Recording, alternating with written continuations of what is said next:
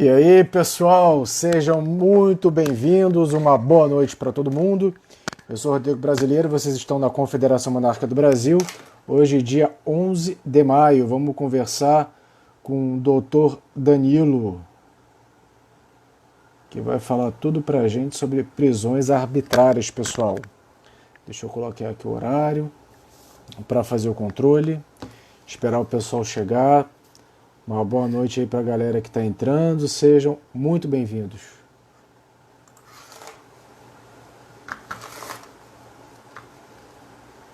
Opa, já vou chamar aqui o Dr. Danilo para a gente conversar. Olá, Rodrigo. E aí, Dr. Danilo? Como é que vai? Tudo bem? Tudo muito bem, cara. Como é que você tá? Tudo bem? Boa noite para a galera que está entrando. Boa noite, senhoras e senhores. Tudo bem? Falamos aqui de São Paulo, posicionando aqui o aparelho telefônico. Acho que agora vai ficar certinho. Tem tempo que a gente não se fala, né, Danilo? É verdade, faz bastante tempo. Deixa eu pôr aqui. Eu acho que aqui você vai conseguir me ver. Agora eu tô... Eu vou ter que desligar aqui a minha linha de telefone. Acho que ele saiu, acho que ele já volta. E aí, pessoal, como é que... Hoje vamos falar sobre prisões arbitrárias. Vamos falar de um caso recente que aconteceu com manifestantes que estavam na casa, em frente à casa do ministro. Como é que é o nome do ministro? Rodrigo? Opa, tá de volta aí, Danilo. Como é que vai? Vou bem, meu amigo. Olha, quero agradecer demais você ter aceitado o convite aí para vir conversar com a gente, conversar aí com o pessoal daqui da Confembras, que acompanha sempre a gente. Porque você está em todas, né, Danilo? Ah, obrigado. falou numa treta que estava lá, Danilo. Você vê, advogado tem que ajudar as pessoas. É uma profissão que busca o equilíbrio da justiça, é imprescindível ao exercício da justiça. Danilo, qual é a sua especialidade dentro do direito? Direito criminal e societário. Criminal é pesado, hein, cara? É um pouco. Mas eu não advogo para PCC, esse tipo de pessoal a gente não advoga, não. Só advoga pra galera do bem. Para a galera que fez outra erra, né? E agora eu achei a posição aqui, eu coloquei numa estátua que eu tenho aqui no escritório, eu acho que vocês conseguem me ver aqui com alguma facilidade. Né? Tá boa? Tá perfeito, cara. Tá perfeito, tá maravilhoso.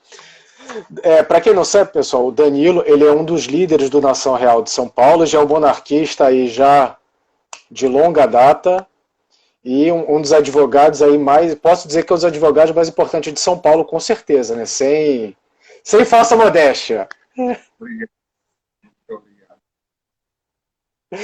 Danilo, conta pra gente qual foi a sua última peripécia, doutor Danilo.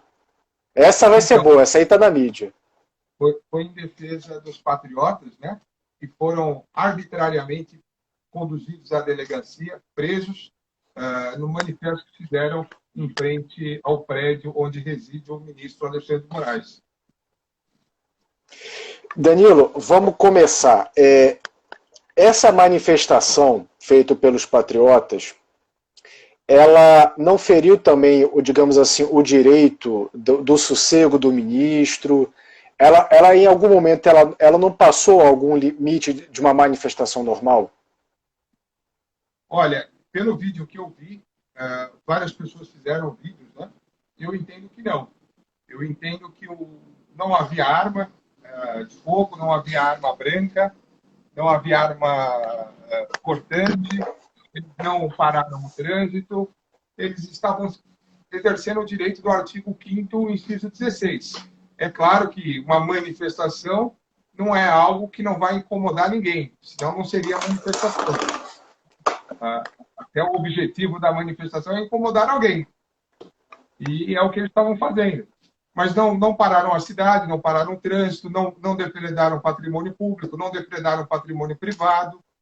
Em sua grande maioria, eram pessoas que eram empresários pequenos e médios, eram autônomos, eram pessoas que tiveram as suas receitas paralisadas, levadas a derrocadas aí pelos atos aí do governador de São Paulo, o governador Dória, né, aqui de São Paulo, estavam ali se manifestando em favor, mostrando solidariedade ao presidente que eles elegeram, constitucionalmente foi eleito, teve 57 milhões de votos, da prerrogativa deste presidente de poder ou não indicar o delegado da Polícia Federal. E compete ao presidente da República indicar o delegado, o diretor da Polícia Federal. Não havia uma ilegalidade por parte do presidente da República. No caso dos manifestantes, eles de alguma maneira agrediram fisicamente o ministro ele teve a sua segurança física ameaçada? Não. Ou não? O ministro nem sequer saiu à rua para ouvir ou falar com os manifestantes ou argumentar com os manifestantes. Então, assim, o ministro nem foi visto, nem ali e nem na delegacia. Então, não houve agressão física de ninguém. E antes da gente entrar no assunto mais específico da delegacia, o doutor Danilo ele escreveu uma nota à Rede Globo. Eu não vou ler toda a nota, mas eu vou ler uma parte dela, que é o começo. A democracia consiste em defesa das liberdades públicas e das garantias constitucionais. A violação desses preceitos põe em risco não apenas a democracia em si, mas a manutenção e a viabilidade da existência do Estado de Direito. Não podemos conceber o desrespeito a elas em hipótese alguma, pois estaremos navegando por águas turvas, em direção a um estado de exceção, que é a via oposta à democracia, à agressão ao ser humano, aos valores legais e institucionais da nação. Doutor Danilo, tecnicamente, o que seria, que a gente tanto fala, mas eu como leigo sempre fico um pouquinho na dúvida, o que seria o Estado de Direito? E o que seria o estado de exceção? Estado de Direito é uma situação jurídica, né? Um sistema institucional no qual todas as pessoas, o indivíduo, o poder público, são submetidos ao império da lei. Então, todos eles são responsáveis por direitos e por deveres. Isso a você, que é o cidadão, à prefeitura, ao governo do Estado, ao presidente da República e até à Suprema Corte, por que não? Né?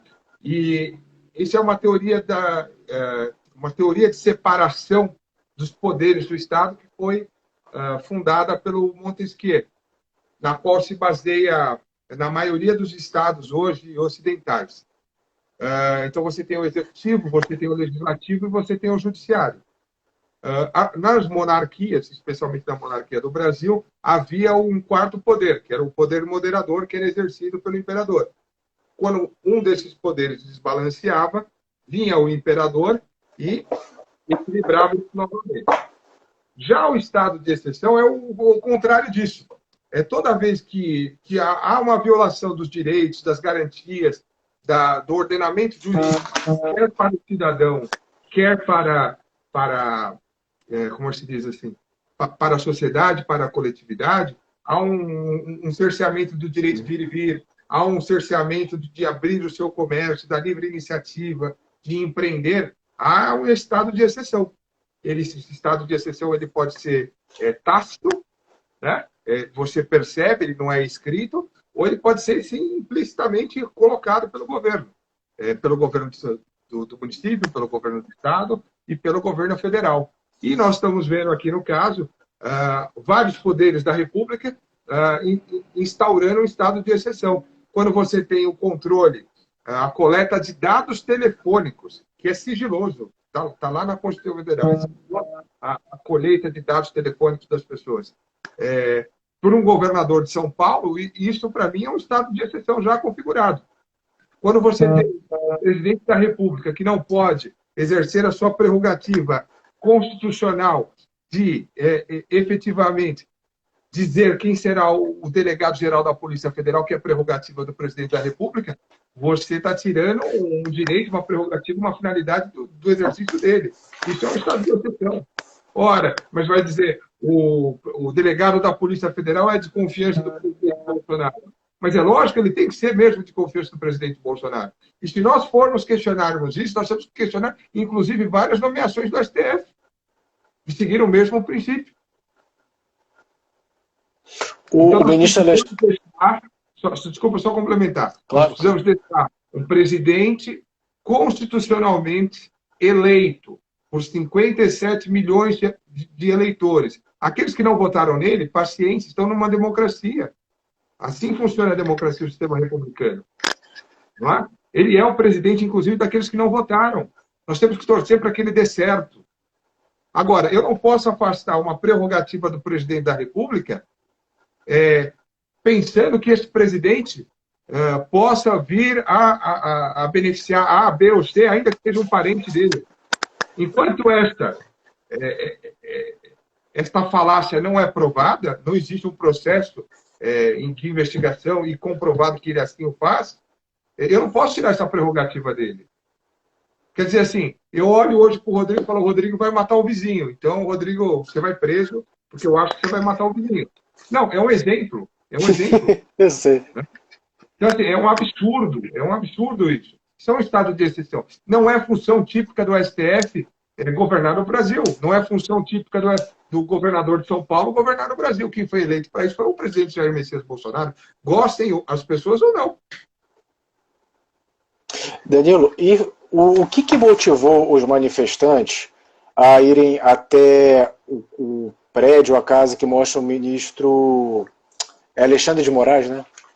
Sim, exatamente o ministro ter obstado a indicação do presidente Bolsonaro ao delegado Ramagem assumir a direção da Polícia Federal.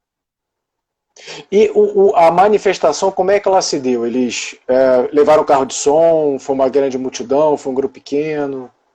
Era um grupo de 15 pessoas, a imprensa provavelmente deve ter falado que eram muitas pessoas, 40 pessoas, era de 15 pessoas, não era mais do que isso. Era um automóvel particular de passeio, um automóvel Zafira, e eles colocaram uma caixa de som em cima dessa Zafira. Depois de colocada essa caixa de som em cima, acoplaram um microfone. E falaram, manifestaram ali a sua total discordância com aquela atitude do ministro Alexandre de Moraes. Eu não vejo crime. Eu não vejo crime. E aí como é que desenrolou? Eles estavam lá manifestando pacificamente. Em qual momento que eles foram para a delegacia? Eles foram conduzidos por autoridade policial? Houve algum tipo de confronto? Como é que foi esse caminho até chegar na delegacia?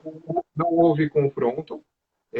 Dos manifestantes que foram, os patriotas que foram à delegacia, um foi por livre e espontânea vontade no carro dele, e os outros dois, o dono da Zafira também foi por livre e espontânea vontade, foi preso mesmo assim. O dono da Zafira deveria ter sido lavrado um termo circunstanciado. Aliás, todos os três deveriam ter sido lavrado um termo circunstanciado. Não existia ali motivação para arbitramento de fiança nem da prisão. De nenhum dos três. Né? E ficaram na delegacia das 5 da tarde, mais ou menos, até as 22 horas. Quando eu cheguei na delegacia, eu questionei o objetivo da prisão, disse que não existia argumentos ali. A delegada de polícia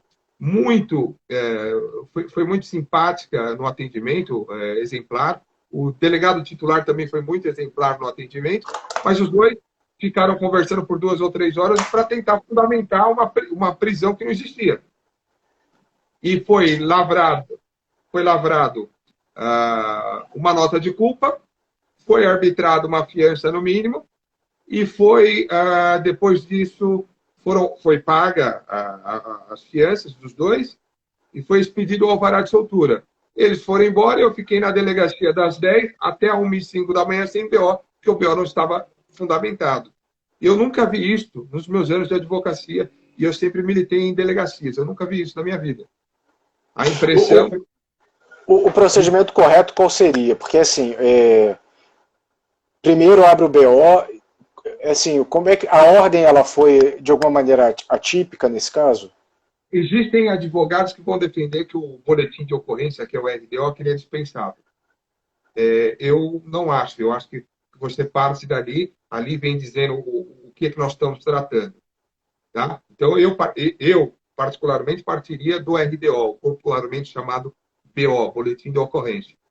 Depois disso, verificar se haviam elementos para a prisão, o que não havia, porque nós estamos falando da Lei 9.099/95, que é o GCRIM. Tá? Deveria ser lavrado um termo circunstanciado, e essas pessoas deveriam ter sido liberadas, e não decretada a prisão. Também não deveria ter sido arbitrada a fiança, já que nós estamos falando de GCRIM. E aí sim, comparecer ao juiz, se apresentar, que está previsto lá no GCRIM. Então, a arbitrariedade é isso, ter lavrado uma prisão que não deveria ter sido lavrada. Ter sido arbitrada uma fiança que não deveria ter sido arbitrada, que não deveria haver a prisão. Há uma arbitrariedade.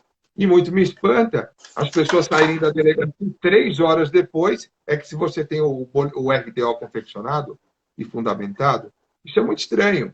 E aí, na mesma madrugada, já virada para o domingo, o Ministério Público de São Paulo já faz a denúncia, e na segunda-feira uma juíza já decide o que é que tem que acontecer, que eles não podem mais sair à rua, que tem que ficar em casa depois das 8 da noite, que não pode se ausentar da cidade durante 8 dias, etc, etc, etc.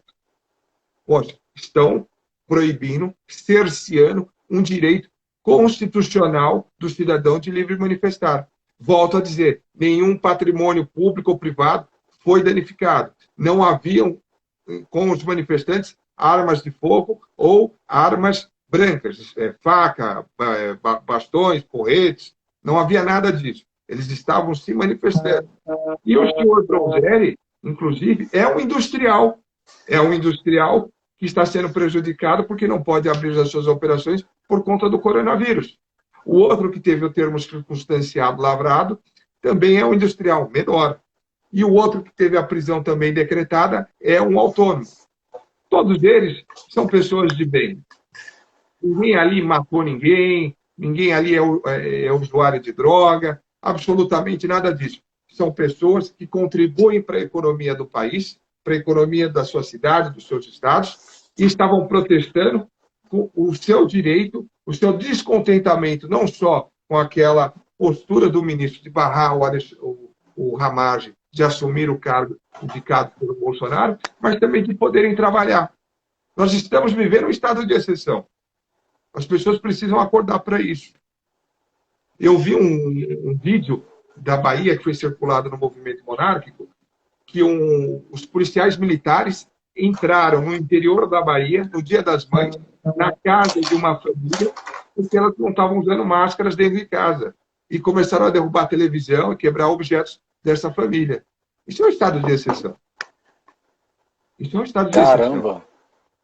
Se está acontecendo em São Paulo coisas assim, imagine nas cidades onde talvez a internet ainda não chegue, o saneamento básico não chegue.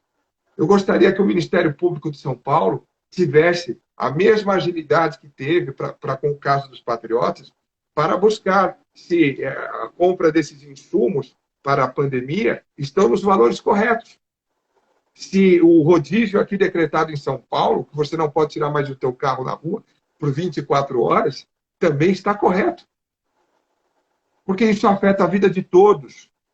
Daqui a pouco, nós não vamos ter o que recuperar. Na Segunda Guerra Mundial, as potências que foram destruídas contraíram empréstimos e se reergueram. Então, hoje, parece que a questão não é o empréstimo, é quebrar negócios estratégicos nos países, comprar este negócio nos países e depois inserir o seu domínio, o seu poder. Isso é uma forma de dominação. Isso é uma forma de imperialismo, seja na República ou seja na ditadura. Televisões, emissoras de TVs, concessões de TVs com capital chinês. Nós precisamos olhar isso. Concessão brasileira de meio de comunicação com capital chinês. A gente precisa olhar isso, verificar a veracidade dessas informações e o volume de capital inserido nessas emissoras. Nós precisamos tomar conta disso. Isso é uma questão de soberania. Você acha que alguns governadores, não precisa citar nome para a gente não se comprometer, estão usando o coronavírus de uma maneira muito mais política do que uma maneira técnica, como por exemplo, a impressão que eu tenho governador e tem prefeito que quer quebrar propositalmente a economia, por algum motivo. Porque estão fazendo um lockdown que não tem respaldo científico. Entendeu? Que não tem respaldo científico. Você pode falar disso melhor do que eu. Agora, que existe, claro, nós vimos no Amazonas desenterrando caixões com pedra. Não tinham pessoas dentro. Né? Chegou a esse ponto? Chegou. Nós vimos uma reportagem, isso é público, eu não estou falando nada que eu acho que seja. O jornalista Roberto Cabrini fez uma reportagem com o governador do Amazonas que a compra dos insumos, além de estar num preço elevadíssimo, o destinatário que recebeu esse dinheiro era uma importadora de vinhos. Ué, tem alguma coisa muito errada nisso. O valor dos insumos comprados em São Paulo são quase 3 vezes maiores do que os insumos comprados em Minas Gerais. Então, assim, eu acho que o Ministério Público, de todos os estados, tem coisa muito mais gravosa para se ocupar do que pessoas que vão à rua se manifestar livremente, exercendo o seu direito constitucional, né? Artigo 5º, inciso 16 da Constituição, muito mais coisas complexas que interessam muito mais a economia, a engrenagem dos estados e a engrenagem do país como um todo, a vida das pessoas, porque falar de economia também é salvar vidas. Não é verdade? Não, com certeza. Né? De então, fome assim, o pessoal também morre, né? Eu gostaria muito que o Ministério Público se ocupasse dessas coisas. Porque o povo está pedindo para poder trabalhar, o povo está pedindo para poder sair à rua, o povo está pedindo para exercer um direito que é garantia constitucional. O povo não está pedindo para matar, o povo não está pedindo para roubar, o povo não está pedindo para depredar patrimônio público. O povo está pedindo para ter condições de levar o pão para suas famílias. E cercear isso é um estado de exceção, porque a garantia desse direito está na Constituição. Então, eu sim acho que a prisão foi arbitrária. Danilo, no caso, assim, eles chegaram a ser presos mesmo? Tipo, cadeia mesmo, não? Ou... Assim, uma coisa é você ir para a cadeia. A outra é a delegada dizer assim, você está preso, decretar a sua prisão, você não pode sair. A sua liberdade de ir e vir foi tolhida. Se o advogado foi rápido o suficiente para conseguir o arbitramento da fiança e pagar a conta e você sair no mesmo dia, não quer dizer que essa prisão não houve. O Instituto da Prisão foi curado ali. Houve a prisão. Houveram as prisões, né? Foi mais de uma. Entendi. No caso, o advogado foi o Dr. Danilo aí que mandou ver, né? Mais uma vez. Danilo, diz uma coisa. Aí como é que é o segmento agora? Eles foram denunciados na delegacia, foram presos e pagaram fiança. E é o Ministério Público, né? Ah, então não foi o Ministério Público que fez a denúncia na delegacia? É o Ministério... Não é o Ministério Público. O Alexandre de Moraes fez a representação por e-mail. Ah, sim.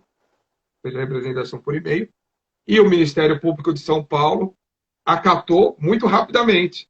No momento que eu estava recebendo o RDO, o BO, o Ministério Público já estava praticamente terminando a petição dele. Eu nunca vi isso. Nossa, mas que rapidez, hein? Eles estão bem eficientes, hein? Gostaria dessa rapidez para apurar se os insumos que estão sendo comprados a preceito desta pandemia estão nos valores corretos. Gostaria que o Ministério Público de todos os estados tivesse essa mesma agilidade para apurar por que caixões foram enterrados vazios e com pedras.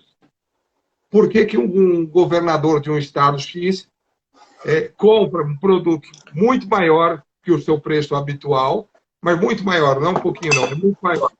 E a nota é de uma importadora de vinhos.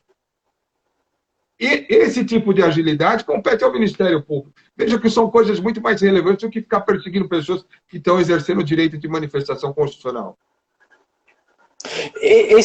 Os patriotas agora, como é que vai ser o segmento?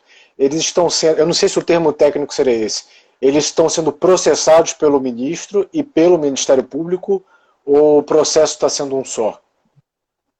Não, Ou não tem processo? não, tem processo. O Alexandre de Moraes é a vítima. É a vítima. E o Ministério Público é que está instrumentalizando isso. Ah, não é o ministro em si que ele está processando diretamente. O Ministério Público é que vai tocar. Mas é sobre qual alegação? Porque o Ministério Público, até onde eu entendo, eles vão onde tem crime, não é...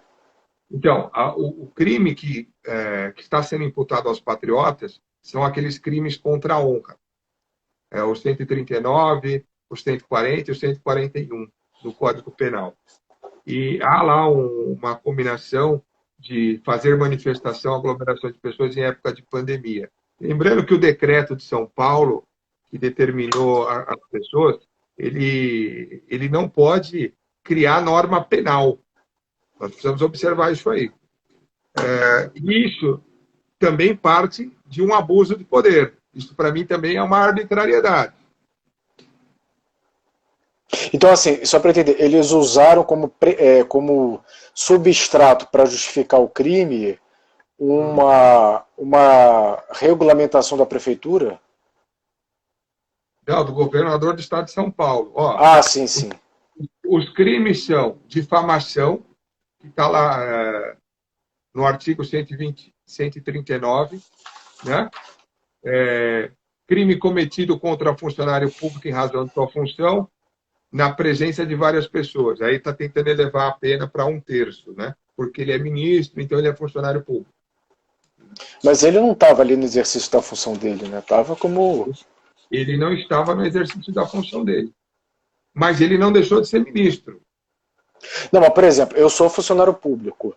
Se alguém me agride, assim... Por exemplo, amanhã eu estou trabalhando não num serviço público, num serviço privado que eu também trabalho. Se alguém me agredir ali, eu não posso processar a pessoa por ter agredido um funcionário público, né? Então, você chegou no ponto. Você percebeu que é um excesso? Eu percebi que tá estranho. Assim, eu não sou advogado, mas assim, eu acho, olhando legalmente falando, que eles estão forçando uma barra. Porque ele não tava ali dentro... Então, por exemplo, então ele vai ter imunidade. Você não pode barrar nesse cara, porque se você brigar com ele, uma briga de trânsito, tudo é no exercício da função, entendeu? Então veja o perigo. Veja o perigo aí. Se nós abrirmos mão do nosso direito de liberdade, de manifestação, né, de dizer o que a gente não concorda, a gente começa a ser cerceado. Abre possibilidade para coisas como este exemplo que você deu. Então, se eu bato no carro dele sem querer, o agravante que era um ministro, que era um funcionário público. Veja por que essa questão ela precisa ser examinada com bastante atenção. Ela é bem... Então, assim, agora o Ministério Público, ele, com uma velocidade que não lhe é usual, ele comprou, digamos assim, a briga do ministro e está processando os 3 patriotas. O Ministério Público é a função dele, investigar, etc. Está no exercício dele. Só é a velocidade. Não, claro. Da velocidade. Mas, voltando, não era crime para prisão. Era crime para GCRIM. Termos circunstanciados. GCRIM seria o quê? São os crimes de menor potencial ofensivo listados na Lei 9.099 de 95. Se houve o crime, seria... menor, acho que não dá 2 anos ao cúmulo das penas. Então, assim, não justificaria a prisão. Se eu não justifica a prisão, eu não tenho que ter fiança. Porque para eu ter fiança, eu tenho que ter tido a prisão, entende? Então, pelo que eu já vi, é o seguinte, a fiança já foi atípica. E a prisão mais atípica ainda, né? No meu entendimento, a prisão foi atípica e da prisão decorreu a fiança. Sim. Entendi. Para você ter a fiança, você precisa ter a prisão. E isso complementa aquela pergunta que você fez lá atrás. Ah, eles foram para uma cela, ficaram... Não. O delegado decretou, você está preso, estamos arbitrando a fiança. Se a sua fiança for paga rápida, você sai. Se a sua fiança não for paga, você fica ali preso. Na delegacia tem cela também. Caraca, é pesado, hein, cara? É uma pressão. Porque, assim, não são bandidos profissionais, eles são pessoas que não estão acostumados com esse meio. Não são bandidos, nem Não, profissionais, nem claro. amadores. Não, nem não profissional, nem amador. Não são bandidos, eu me expressei mal, perdão. São pessoas de bem, trabalhadores. Você entrar, acho que até a ambiência da delegacia, né? Para quem não está acostumado, já é impactante. Eu preciso tecer um elogio dentro do contexto. Eles foram muito bem tratados pela delegada de polícia, delegada plantonista e pelo delegado titular. Eles foram muito bem tratados. Assim, houve uma lisura dos delegados e dos profissionais ali, dos investigadores, dos policiais. Ninguém ali maltratou ninguém. Havia uma pressão por se tratar de um ministro do STF. Isso chegou a ser externado que... Ou assim, o contexto que havia uma pressão, você acha que... Não, a pressão era implícita. Né? A implícita, Eu imagino que... Eu acho que deve ter rolado uma ligação, mas deixa quieto. Alguém deve ter ligado para alguém. Aí a quebra do sigilo telefônico... Será que o Ministério Público vai pedir? Não sei. E assim, até ser resolvido o caso, eu acho que eles vão sendo sentados, tenham fé, vamos rezar aí para colocar nas mãos de Deus, mas até lá eles são réus de um processo. Sim, mas veja só, precisa que seja esclarecida a sociedade que não houve crime por parte deles, eles estavam se apenas manifestando. É um direito constitucional sagrado no artigo 5º, inciso 16 da Constituição Federal. Danilo, assim, o que está me parecendo é que há uma certa teia aí, geral, para cercear um direito democrático por via judicial. Porque, assim, a última via que a gente vai, antes de chegar numa situação de instabilidade, uma guerra civil, é o judiciário. É aquela coisa. Por exemplo, eu tenho como recorrer de uma decisão do governador no judiciário, mas se o judiciário ele começa a te bloquear, você recorre a quem? Você não tem a quem recorrer. Você vai processar quem? Eu não me lembro se foi o Rui Barbosa que falou isso. A pior ditadura que tem é a ditadura da toga, do judiciário, né? Nós precisamos restabelecer o equilíbrio dos poderes. Presidente da República governa. Juiz julga. Legislativo, leis. Elabora leis. Então, quando um poder começa a intervir demais no outro, há um desequilíbrio. E isso, por si só, é temeroso. Seja o Poder Executivo querendo interferir no STF, seja o STF querendo interferir no Legislativo, seja o Legislativo querendo interferir no Executivo. Eu costumo dizer o seguinte, para o Brasil, o melhor sistema de governo ainda é aquele da Constituição de 1824, onde foi estabelecido o poder moderador. Mas para esse poder ser factível, é necessário nós mudarmos a forma de governo. Voltarmos àquele poder que dava ao Brasil soberania e orgulho, elevando ele à 4ª potência mundial, na verdade, a 3ª maior potência mundial e a 2ª maior frota mercante do mundo. Nós precisamos voltar às nossas raízes, precisamos voltar aos nossos valores, buscar os nossos heróis, entender o significado do patriotismo. Ninguém, em sã consciência, quer ir contra o STF, quer que o STF vá mal, quer que o Executivo vá mal, quer que o Legislativo vá mal. Porque se um dos poderes for mal, a República está indo mal, a nação está indo mal. Nós queremos que esses poderes encontrem o equilíbrio. Mas não é tolhindo o direito constitucional escrito do cidadão que você vai encontrar esse equilíbrio. E era exatamente isso que esses patriotas estavam manifestando. Se ele elege o presidente da República, se é o presidente que ele votou, ele também está sendo lesado quando esse presidente não pode governar, não poderá cumprir as promessas de campanha dele. É uma analogia um pouco mais complexa. Danilo, deixa eu fazer aqui uma outra pergunta. E se eles deixam para lá, por exemplo? Eu não sei, eles vão tomar alguma medida legal assim, para se defender ou não? Isso não foi...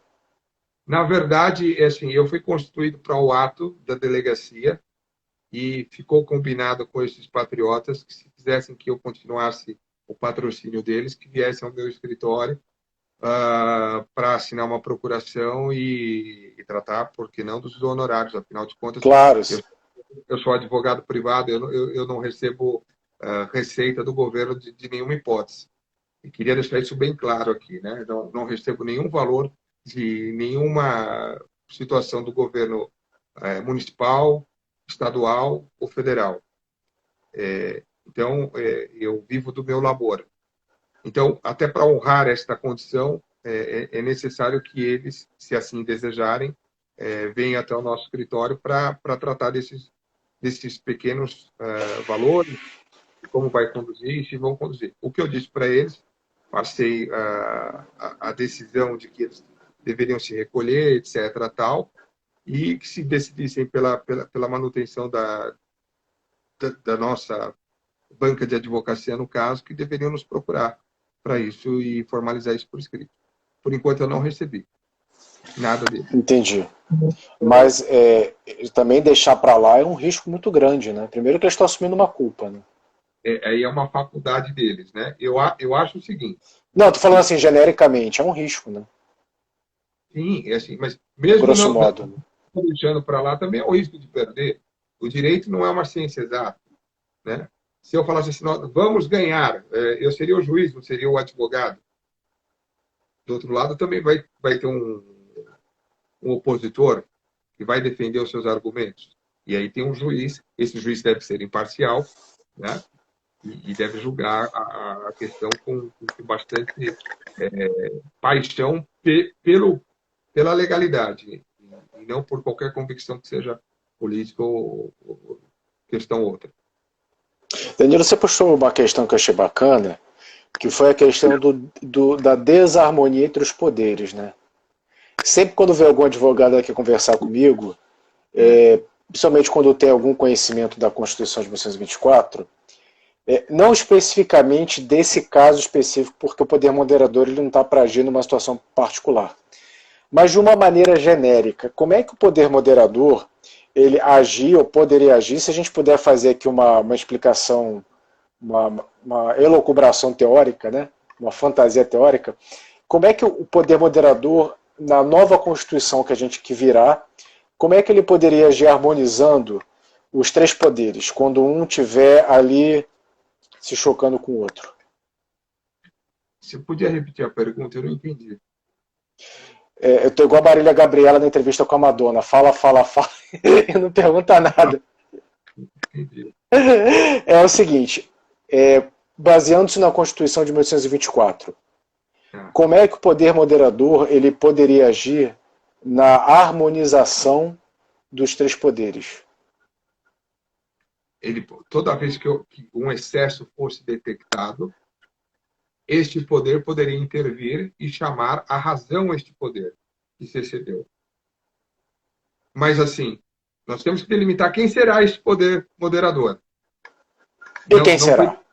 Então, não foi delimitado o que é o STF, não foi delimitado o que é o presidente da República, não foi delimitado o que é o Legislativo. Então, teria que ter uma quarta figura para ser este poder moderador. E é por isso que a monarquia cai tão bem a este país, mesmo depois de mais de 120 anos de república. Você acha que parte da população, quando na verdade pede intervenção militar, está pedindo ali um exercício do poder moderador, só que só tá batendo na casa errada? Eu acho assim que a intervenção militar que está sendo pedida é uma última via da população que a pede, né? Não é toda a população, da população que a pede, para tentar limpar o Brasil e extirpar tudo que é de errado. Vamos começar do zero, mas para começar do zero tem que limpar a casa, tem que levantar o tapete, tem que ver o que está debaixo do sujeira que está ali debaixo.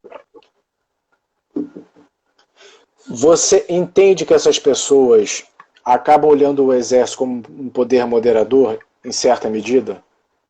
Não como um poder moderador, mas como uma última ratio, uma última opção. E está lá, salvo engano, no artigo 142, não sei se é 142 ou 143, eu acho que é o 142 da Constituição, que compete às Forças Armadas, a defesa, o resguardo do país, da nação, etc. Tal, a defesa da nação. Mas eu não acho que o Exército, ou a Marinha, ou a Aeronáutica, as Forças Armadas num conjunto todo, seja esse poder moderador. Eu acho que nós não temos a figura desse poder moderador. Deveríamos ter. Nós tínhamos até 1889. Até 15 de novembro de 1889 nós tínhamos. Depois nós não tivemos mais. E você acha que o Brasil caminha para ter novamente essa figura do poder moderador? Equilibrando os poderes? Como é que você analisa aí? Se o povo se conscientizar de que a monarquia, na verdade, não era uma exceção de pessoas, mas que a monarquia caiu porque ela procurou dar liberdade a todo um povo, a toda uma gente, né? A dinastia de Bragança cai no Brasil porque ela quis dar liberdade a toda uma gente. Todas as pessoas negras que fossem livres. Isso custou um trono. Então, dizer que a República entrou no Brasil porque a questão republicana era latente é uma mentira. Eram os cafeicultores que foram se sentiram lesados porque não tiveram ali os seus escravos compensados monetariamente, porque era muito caro ter um escravo, e se revoltaram com a família imperial e tiraram ela do trono. Então a família imperial sacrificou toda uma dinastia em prol da liberdade de um povo. Então, quando falamos de monarquia, nós temos que conscientizar bem esta ideia, que monarquia, especialmente no Brasil, é liberdade. Você está no movimento já há muito tempo, né, Danilo? Você já tem um histórico aí bacana, né? Desde o berço. Desde o berço? Não, mas assim, você não tem muita idade, né? Por exemplo, você lembra do plebiscito de 93, assim, com muita clareza? Pouca clareza, eu era uma criança, mas eu lembro. Como é que foi depois do plebiscito? Porque assim, eu era monarquista já nessa época, mas eu não era ativista, né? E era muito novo também. Você acha que a gente viveu dois momentos? Primeiro, pós-93, o movimento aparentemente num descrédito. Pelo menos, eu achava que o movimento monarquista tinha acabado, se enterrado no Brasil. E um movimento pós-2014, 2015, que foi quando a gente foi para a rua. Você percebe que houve dois momentos de 93 para cá no movimento? Certamente houve. Eu acho que hoje as pessoas estão muito mais esclarecidas do que aquele momento de 93, especialmente pelo acontecimento da internet. No Google, no Wikipedia, você tem mecanismo para buscar mais informações. Você não tinha esses mecanismos tão fáceis à mão no celular como você tem hoje. Então, hoje, se você quiser entender um pouco da história do Dom Pedro II, da Princesa Isabel, é mais fácil de você obter essas informações.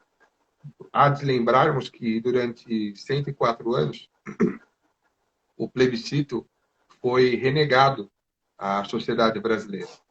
No ato provisório do Rui Barbosa, ele disse que em um ano se consultaria o povo se queria monarquia ou se desejaria a continuidade da República. E isso não ocorreu. Então, aquelas pessoas que conheceram a Princesa Isabel, Dom Pedro II, o Conde D, essas pessoas acabaram falecendo. E nós temos que lembrar que era crime ser monarquista. Né? Era crime mesmo? As pessoas foram mortas. Tem canudos aí,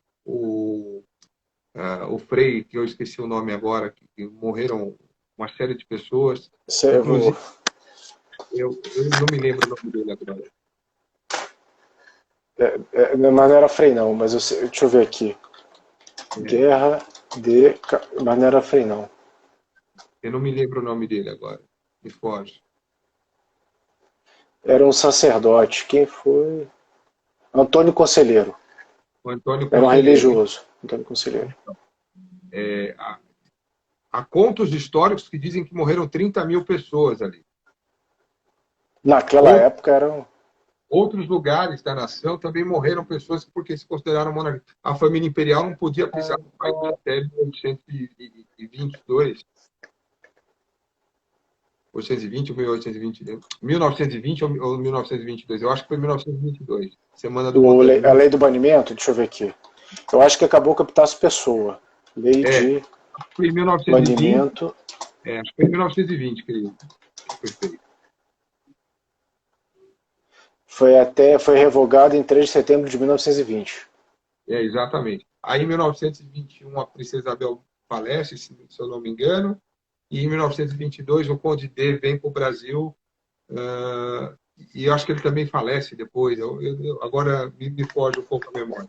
Mas, então, veja que a família foi banida do país. A família não pôde mais aqui pisar. E aí deveria ter sido consultado um ano depois. Então, aquela memória das coisas, das glórias do Império foram pouco a pouco se apagando. Né? Porque isso era uma cartilha, inclusive, republicana. O processo mais antigo do Brasil é o Palácio da Princesa Isabel. Esse processo já foi encerrado? Porque eles tinham perdido, não sei se... Quem conduziu isso foi, inclusive, o Gabriel, né? O Gabriel de Orleans de Bragança, que era um dos advogados. Eles perderam, mas me parece que estavam tentando algum outro recurso. Eu não tenho acompanhado esse processo porque não é a minha matéria. Danilo, aproveitando aí seu conhecimento, o Ivan mandou uma pergunta que eu achei bacana. E tá a ver com o tema. Aqui, sabia? Você não vê pergunta? Não vejo. Você consegue ler embaixo escrito Confembras, prisão arbitrária? Eu vejo isso e vejo Império já. É tudo que eu vejo. Clica e coloca e arrasta para cima, que acho que vai aparecer. Não. Começou a aparecer, mas não está rolando automático. Não rola automático, não. Você tem que ir com o dedo. Tá. Aliás, e qual é a pergunta? Peraí, perguntaram assim, qual era a posição do cidadão médio na época da queda da monarquia? Eu não entendi a pergunta. O cidadão médio ou o cidadão normal? Acho que nós, cidadão médio, somos médios. Estamos na média. Como assim? Qual era a posição? Eu não entendi a pergunta. Ivan, dá um detalhamento aí na pergunta aí. Você entendeu? Eu também não entendi, não. Eu acho que ele quer saber assim, qual era a posição da população, se a população foi contra, foi a favor, foi inerte, não entendia a questão, o que estava acontecendo. Na verdade, a população não foi nem participada disso, né? Mesmo porque o banimento da família ocorreu na madrugada. Então, saíram ainda sob uma chuva fina e muitas pessoas não sabiam, inclusive, que o Império tinha caído. No Nordeste do Brasil, existem relatos de 1904, as pessoas não sabiam que a monarquia tinha caído ainda nos sertões.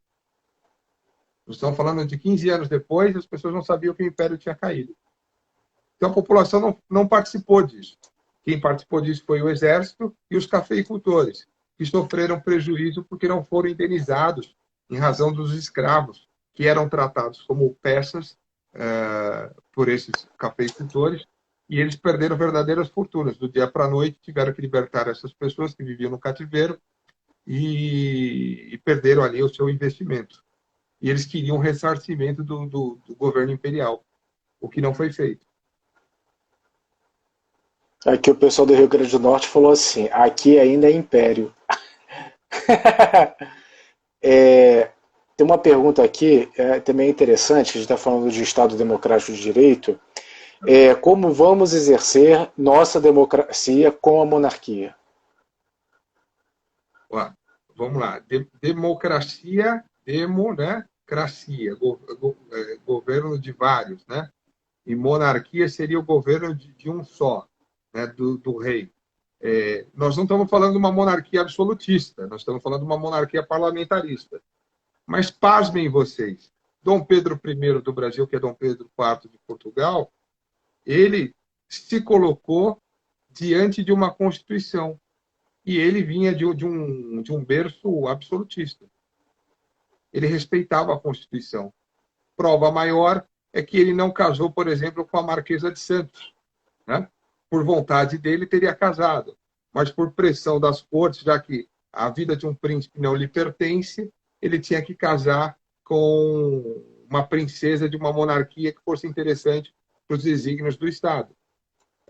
Na época do Império, você podia eleger deputado, você podia eleger os presidentes das províncias. Mas, para isso, era necessário que você comprovasse um número de renda. Eu não me lembro desse número, era um número escalonado.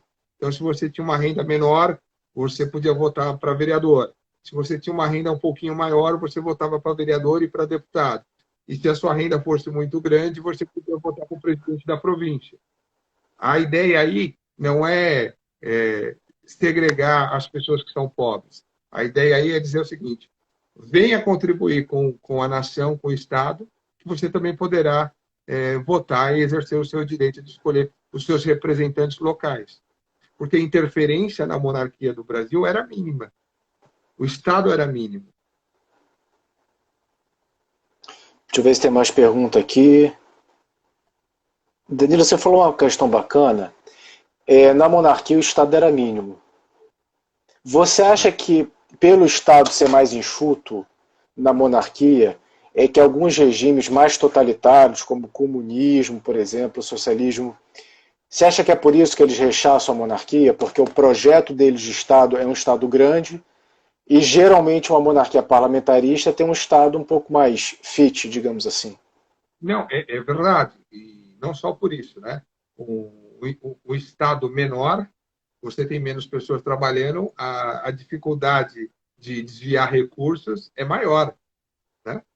Então, são um menor número de pessoas vivendo às custas do Estado. Então, sobra mais dinheiro para circular, para que as pessoas possam fazer os seus negócios, possam empreender de maneira um pouco mais livre. E mesmo na monarquia, a gente pode dizer o seguinte: Dom Pedro II doava praticamente metade da sua dotação anual, vamos colocar assim, o salário, por ele ser imperador, para comprar alforrias de escravos, para financiar pessoas para estudarem na Europa, desenvolver arte, ciência. Então, era um monarca, talvez dos mais simples do modo de vida, era a dinastia de Bragança do Império do Dom Pedro II. Um exemplo maior que isso que eu posso te dar. A coroa do Dom Pedro I foi tirada os brilhantes para a coroa do Dom Pedro II. Quer dizer, olha o respeito à coisa pública, ao dinheiro público. Tirou-se os brilhantes de uma coroa para usar na outra, para não ter que gastar mais brilhantes na outra coroa. Isso é um exemplo crasso de respeito à coisa pública. Dom Pedro II não cerceava a imprensa. A imprensa fazia caricaturas do Dom Pedro II. Dom Pedro II não cerceou partidos políticos republicanos. Dom Pedro II dava liberdade para as pessoas se manifestarem. Olha a diferença da monarquia para a república. Danilo, teve uma pergunta aqui do Hugo. Eu acho que você pode falar isso do ponto de vista jurídico legal. Como faríamos para aplicar a monarquia novamente no Brasil? Como é que você acha que isso viria, Danilo? Vamos lá. Infelizmente, depois do advento do plebiscito de 1993, a República, o sistema de governo atual, se tornou cláusula pétrea. Então, ele não pode ser modificado nesta Constituição. Para que a monarquia volte, precisa haver ou uma nova Constituição que permita um novo plebiscito, ou uma Constituição que já traga a monarquia como forma de governo. Toda vez que nós temos uma nova Constituição, nós falamos no Estado Novo. É a única forma.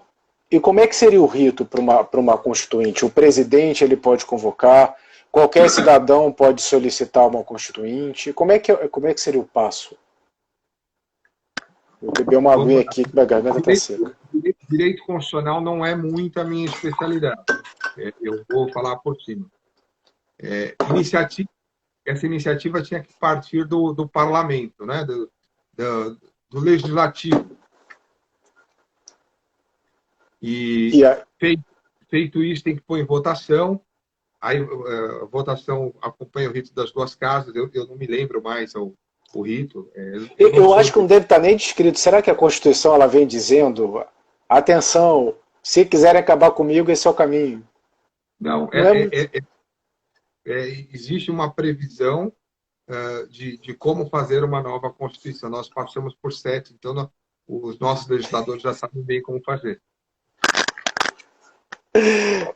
Deixa eu ver aqui, pessoal, só vai dar tempo para mais uma pergunta, porque o Instagram tem um limite de tempo. Deixa eu ver aqui.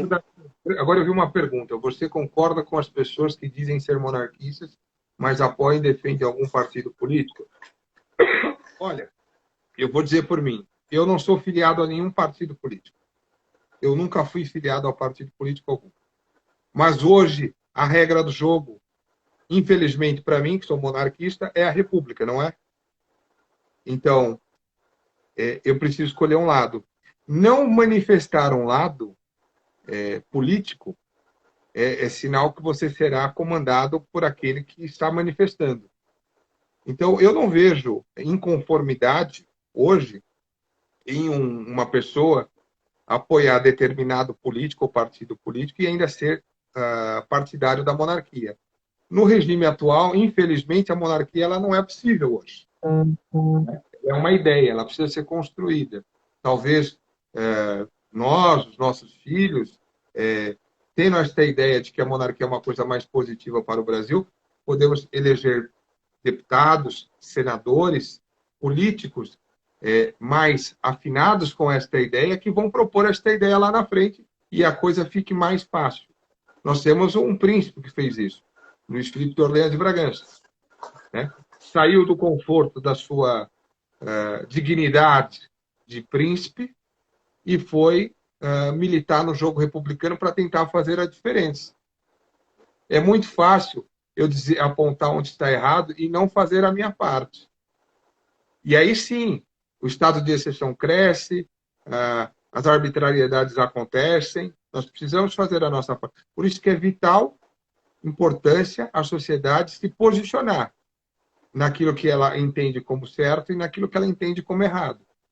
Mas de forma pacífica, de forma ordeira, sem quebrar patrimônio público, sem quebrar patrimônio privado, sem desacatar a integridade do outro, simplesmente colocar o seu ponto de vista. Isso é da democracia. E também é da monarquia. Dom Pedro II nunca censurou ninguém. Pessoal, como o Danilo, muito bom falar contigo, cara, tava com saudade das nossas conversas. Um pouco sem voz, como vocês podem perceber. Não, mas imagina que a minha voz, eu falo assim, que eu tenho a voz do Mun-Ra. Tu lembra do Mun-Ra, espírito decadente? Forma decadente? Lembro. Do Thundercat? A minha voz é igual a dele, eu que fazia a dublagem. Então, para fazer live, eu tenho que ficar aqui só trabalhando no diafragma, senão não sai som nenhum. Tem uma pergunta. Quer responder? Você tem 1 minuto para responder, cara, antes de ser cortado pelo Instagram. Conde, o senhor possui uma coleção de louças e cristais da família imperial? Essa eu ia pular, porque achei muito pessoal. Eu possuo alguns objetos da família imperial e da família real portuguesa.